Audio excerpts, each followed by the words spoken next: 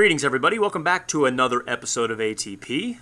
I am Pastor Joshua Sullivan at Holy Cross Lutheran Church in Kerrville, Texas. Today we've got a question about science again. Dear Pastor, the question I have is regarding the age of our planet and how it is related to the creation timeline.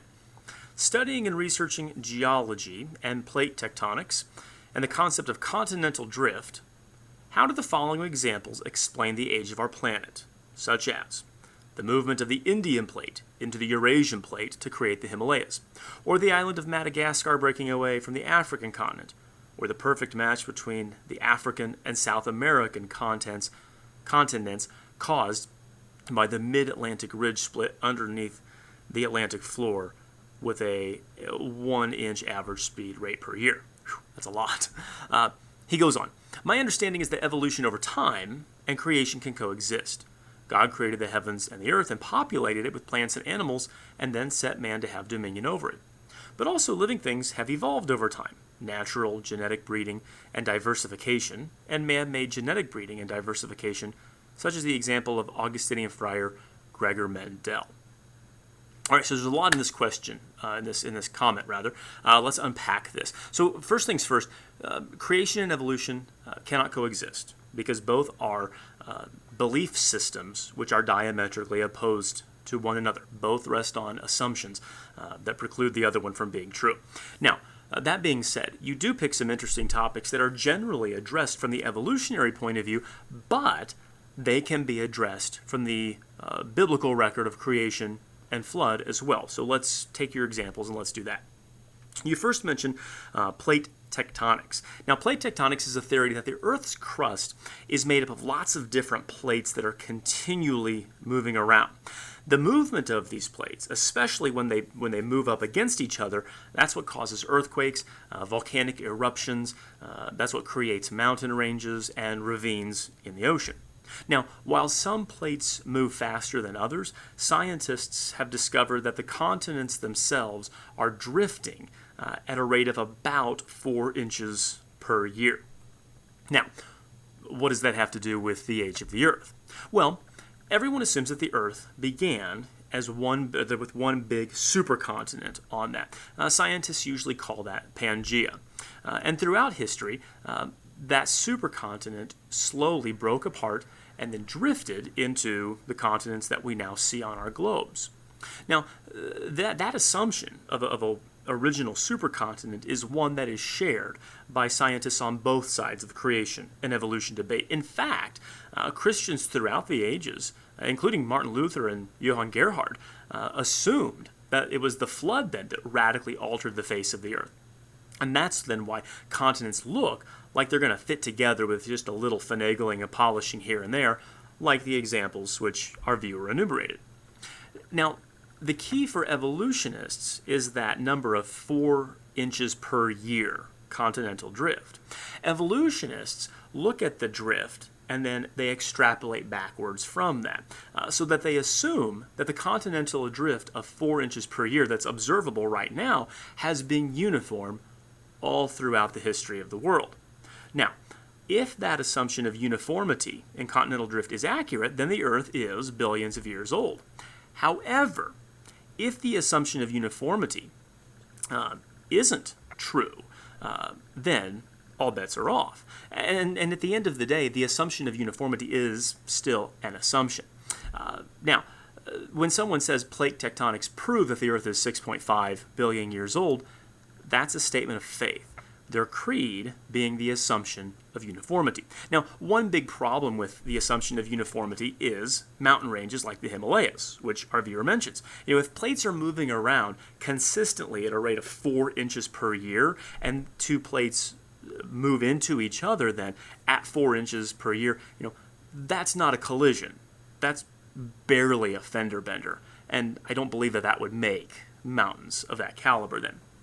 Now, what if, however, the rate of continental drift hasn't always been uniform? What if there was a catastrophic event that caused the tectonic plates to break up and to break apart and move swiftly against each other, like a worldwide flood?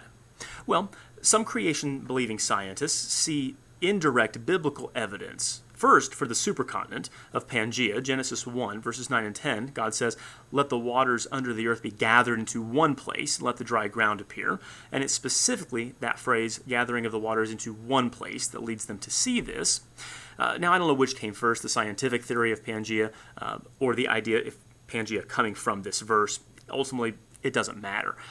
More importantly, though, creation-believing scientists are inclined to see indirect biblical evidence for a catastrophic upheaval of the tectonic plates in Genesis 7:11. In that chapter, Moses writes, Genesis 7:11, "In the 600th year of Noah's life, in the second month, in the 17th day of the month, on that day all the fountains of the great deep were broken up, all the windows of the heavens were opened." And so with that sort of upheaval, along with rain for 40 days and 40 nights, that would have provided a catastrophic experience for the Earth's crust, moving them at rates much quicker than 4 inches per year, and radically rearranging the face of the Earth. So as the waters of the flood receded, continental drift would revert back to the levels that we see today. And so there's no reason to look at continental drift and think that it's a slam dunk for proving an old Earth. Again, it's all based on that assumption of uniformity, which the Scriptures deny with the flood.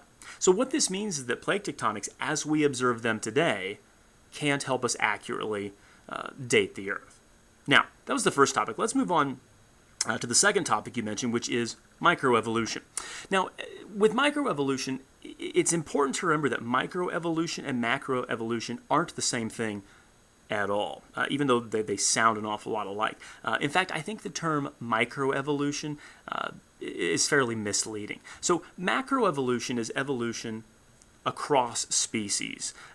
So that would be a frog turning into a bird, turning into a gorilla, turning into a man, that sort of thing. Whereas microevolution is simply a variation within a species, like our viewer mentions. And so we see this all over the place. We see this in the breeding of dogs, in the breeding of cattle, in the breeding of corn. We also see negative examples of this in bacteria that become resistant to antibiotics, or insects that become resistant to certain types of pesticides then. So, in fact, it was Cornelius Hunter in his book, Darwin's Proof. He describes a study that lasted from the 1970s to the 1990s, in which scientists studied the beak sizes of finches on the Galapagos Islands. Hunter tells us that the researchers, quote, found a 4% increase in the average beak size in one species after the drought of 1977. The beaks later decreased after years of heavy rain. No overall trend was found, but small-scale evolutional change was observed. So there you have an example of there was a change within a species, but once the environmental conditions reverted back to normal, then those changes within a species also went back to their previous state then. So again, that microevolution, that variation within a species, didn't go anywhere other than just beak sizes, and didn't turn them into anything else, or give any reason to think that they would turn into anything else. Now, all of our data about these variations within a species suggests that this small-scale evolution can't produce large-scale evolution or macroevolution. So, as Cornelius Hunter makes the comment, he says that using microevolution to argue for macroevolution would be akin to standing in a flat parking lot and based on that, extrapolating that the entire Earth was flat. So just because there's variation in one species for a certain time doesn't mean that we can assume that a bunch of small variations over the course of time will lead to that species evolving into a completely different species. In fact, that's precisely what we don't see. Now, as with all other aspects of evolutionary theory, there's lots of assumptions that are often unstated. And so instead of the assumptions of scientism, which assumes that there is no creator God and assumes things like uniformity and whatnot that we just can never prove, Christians simply believe the Scriptures. And Moses writes under the inspiration of God in Genesis 1:25 that God made the beast of the earth according to its kind, the cattle according to its kind, and everything that creeps on the earth according to its kind. So variation within a kind does not mean that it's possible for one kind to become another. Thus, just because there may be microevolution doesn't mean that there's macroevolution. And in fact, microevolution isn't technically even evolution as we think about it then. Let God be true and every man a liar. Thanks for your question. We'll see you next time on Ask the Pastor.